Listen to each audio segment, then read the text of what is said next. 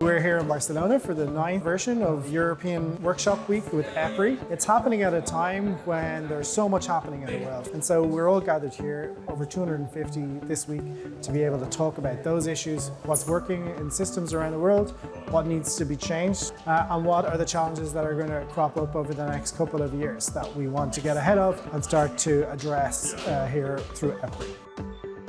EPRI bring added value in the fact that they have a wide network of people that we can engage with. Recently have been really kind of up for collaboration, sort of brought new things to the table that we wouldn't normally have access to.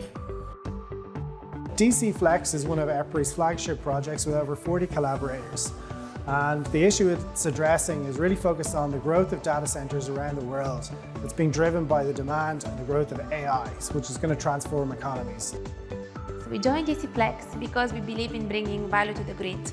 At Google, we see this as a generational opportunity in which both the public and the private sector can work together to meet the energy growth in a reliable way. We are looking forward to work together with the TSOs and the utilities in both Europe and the US, and then identify the technical parameters that need to be taken into consideration in the energy market design.